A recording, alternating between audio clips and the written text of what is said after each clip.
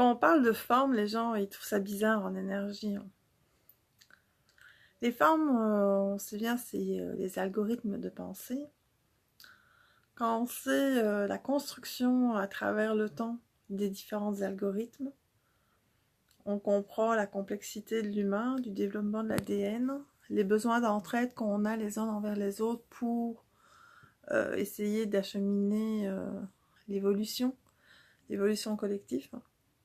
Ce n'est pas évident aujourd'hui car la charge négative à travers le temps des échanges ont été pas mal violents et le sont encore énormément. Donc, va falloir apprendre en fait que nous sommes avant tout des courants dans une matière et que la matière, pour se développer, a besoin de le comprendre. On ne va pas refaire le monde en 2-3 jours, mais on pourra le faire en quelques siècles facilement, parce que nous sommes des êtres vraiment exceptionnels dans nos perceptions. Et les formes qui vont nous aider le plus souvent sont des formes associées à nos sens. Tout à l'heure, je parlais un petit peu avec un de mes clients, parce que j'essaye un petit peu d'évoquer l'énergie électronique des sens, le bien-être dimensionnel à travers tout ça. Donc je vais vous raconter une petite histoire qui s'est passée il y a quand même quelques années. C'était mon ex-conjoint à moi. Son papa était rendu assez âgé et il était en maison de retraite. Il était en maison de retraite, ça se passait en Belgique. Et on appelle mon copain de l'époque pour lui dire que son papa allait mourir et qu'il fallait absolument qu'il vienne. Ok, qu'il vienne près de lui et tout ça. On y va avec mon copain de l'époque, on va près de son papa. Son papa, je vais vous dire qu'à un moment donné, le cerveau, il va dans différentes dimensions, il voyait toute l'électromagnétique et déjà à l'époque, je voyais qu'il voyait. Et moi, je voyais déjà des petites choses aussi qu'à l'époque, je n'osais pas exprimer aussi bien aujourd'hui. Donc, comment dire, j'ai dit, écoute, il faut absolument qu'on fasse plaisir à ton père. Qu'est-ce qui lui ferait plaisir? Alors il me dit, il peut rien faire. Je dis, on pourrait quand même, parce qu'il était allongé, donc 86 ans, je pense, ou 83, il était allongé dans son lit, il savait plus bouger, il voulait plus manger, ni rien. Je dis, écoute, si on allait lui chercher quelque chose qu'il aime bien. Il me dit, oui, mais il ne peut pas, il a le diabète, cadet, c'est tout. Oui, mais il va mourir.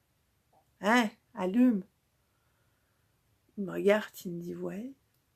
Il dit rien vraiment, il me laisse parler. Je dis, on va aller chercher ce qu'il aime. Qu'est-ce qu'il aime? Il me dit, je pense qu'il aime de la charcuterie, de la saucisse.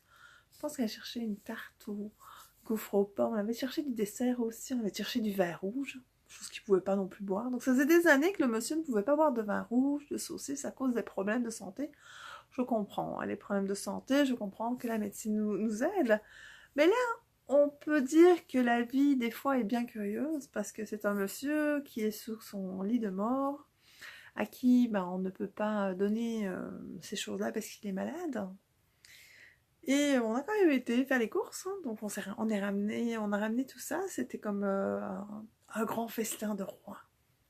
On a amené la nourriture, je pense qu'on avait même amené de la musique, parce que si on faisait écouter un peu de la musique, on a fait un bon petit souper, un bon petit repas improvisé, comme ça dans la chambre, du vin, voilà, on l'a remonté dans son lit. Première gorgée de vin, ses yeux brillaient comme des diamants. Ses yeux étaient tellement heureux de ressentir. Le ressenti, là, c'est d'une importance capitale. On en parle dans plusieurs croyances, hein, mais c'est un courant excessivement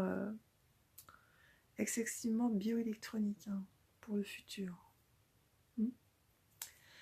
Donc, le monsieur, il mange, il a bon, puis il mange un bout de saucisse.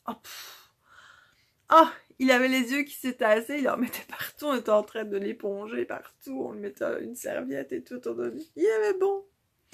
Moi, j'étais tellement contente, et puis mon copain de l'époque était vraiment très heureux de ce qu'on avait passé comme moment avec son papa, qui était soi-disant en train de mourir.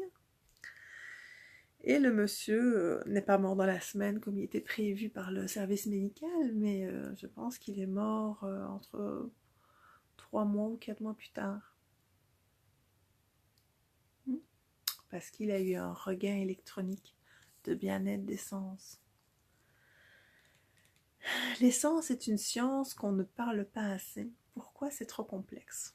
On va par exemple vous donner un médicament et on va vous dire il est bon, mais le médicament en question, réellement, il y a des bonnes études, il soigne, mais savez-vous que c'est souvent l'effet placebo qui font en sorte que le médicament fonctionne, quasiment au même titre du médicament. Donc si le médicament, un placebo fonctionne aussi bien que le médicament, nous sommes en phase avec une intelligence bioélectronique réveillant les sens intellectuels de chaque individu et de la confiance. Ces courants très importants font en sorte aujourd'hui que nous passons à travers des maladies ou pas. C'est assez compliqué parce qu'il y a des gens qui prennent des médicaments et qui ne seront jamais soignés parce qu'il n'y a rien qui va fonctionner. Comme dirait un nouvel ami que j'ai eu au niveau du génome humain, nous n'avons pas les mêmes gènes. Et ça, ils le savent, hein, qu'ils ne peuvent pas trier par gène ta médication. Dans le futur, ça serait bien.